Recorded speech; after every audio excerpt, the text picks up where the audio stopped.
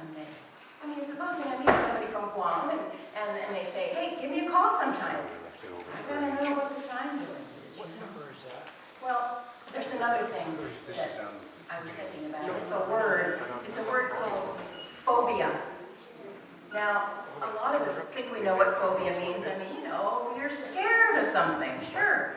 But I wanted to know the really, truly, real definition of the word phobia. So I had to get up and get my dictionary. And I got a dictionary out of a book with pages. I didn't Google it. What do you need that one for? I don't Google. I mean, Google, just the name Google. Sounds like something you do when you have a cold, you know. Oh, wait, that's gargle. Never mind.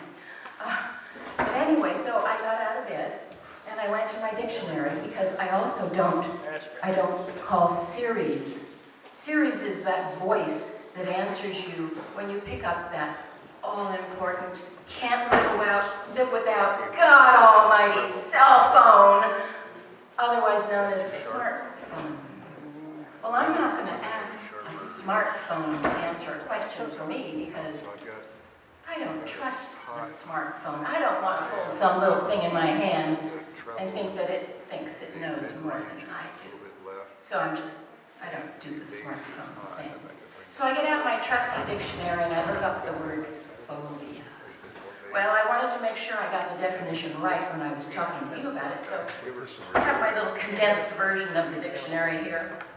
And phobia says it's abnormal or a morbid fear or aversion. What does aversion have to do with oh wait, aversion. Oh, never mind that part about the virgin. So aversion, I started thinking about that and I thought, well, that's kind of a mild word to describe a phobia. So I thought, I better look up the word aversion. So I did. Dislike or unwillingness.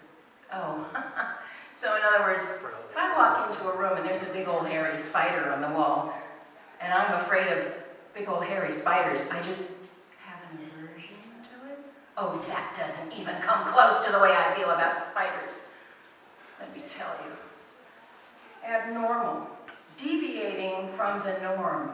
I'm sorry, but I don't want to offend anybody out there, but if there's anyone in this room that likes spiders or studies spiders, that's an arachnologist. You can look that up in your dictionary. Oh, I'm sorry, those people are just weird. They are abnormal. I'm normal. Yes, I am. Yes, I am. Morbid, unwholesome. Oh, there is nothing unwholesome about having a fear of spiders, let me tell you that right now. Spiders are creepy. They're crawly and they're just ugly, nasty things. I know that they have a job to do. Spiders do. I looked it up. I looked up the job description of a spider, and one of the things they do is they like to lurk up in the corner of your living room wall. And they just stay up there in their little webs, and they catch things, and they lurk, and they watch, and they catch things like other bugs, mosquitoes and flies, and even other spiders, because those wretched things are cannibals. Cannibals. How could you like a cannibal? Well, they have another job to do. And that's the problem, because that's when they cross the line. They come into my bedroom, and they crawl across the ceiling. And I know this because this is the job description. And they drop down in the middle of the night. And they'll crawl on me. And they'll do this to you too when they cross the line. And I mean, they might even crawl up your nose. Oh, gosh. I can't stand the thought of it. Can't stand it. I think it'd be nice after intermission. I had the opportunity about 40 years ago to get over my fear of spiders. I was in San Francisco with my two kids, and they were 4 and 5 years old or so. And we went to a place called the Josephine Randall Jr. Museum. And it's a wonderful place. It has all kinds of things. There's animals that they can touch and learn about. They can learn about the stars. They can take ceramics classes. It's just a wonderful place. Don't know if it's still there, but if it is, you should go. Anyway, so we're walking down one of the hallways, and I see an open door. Look in the room. Wow, look at that. there's a guy over there, and he's got all those kids around him. I wonder what they're doing. So, How many minutes is it? Some of those kids look a 10 little altogether? scared, but they're looking at something. I don't know. I gotta get a little closer. Oh, he's holding something. Oh, God. Oh, no.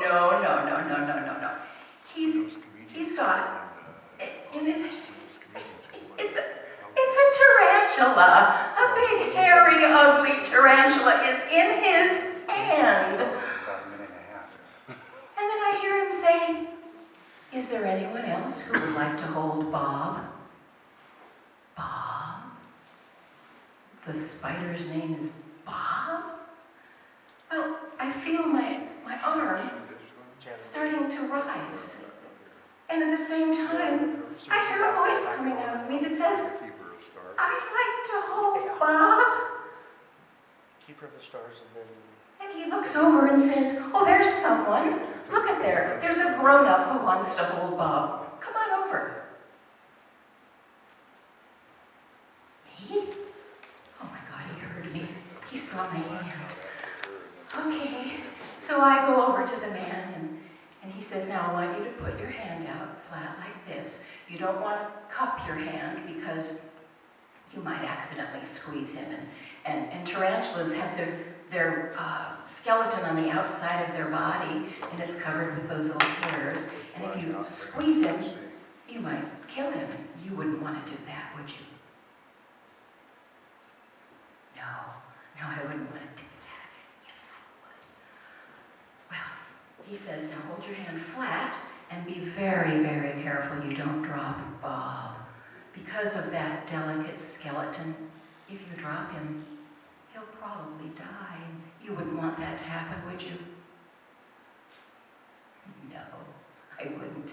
Yes, I would. So, he puts his hand next to mine, and Bob takes his little spider legs and very carefully starts walking onto my hand. Is everybody gone already? And he works his I've got, way up Keep my it started arm, at the U.S. phone. Okay, that's why. and I know I'm not breathing. I'm gonna be hearing and I'm seeing barely everything for moving. the I first can time feel tomorrow. my heart pounding in my chest. And suddenly, I want to scream, but I don't. No, in a very ladylike, calm voice, I say to the man, "Take the spider off my arm!" And he does. Oh, what a relief. Well, I want to tell you something.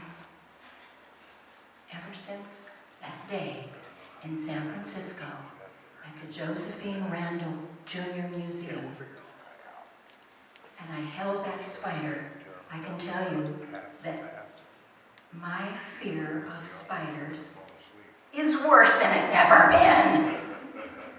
And in fact, I think I've got to leave because I think I see a spider. So I've got to go now. I don't want to step on the spider.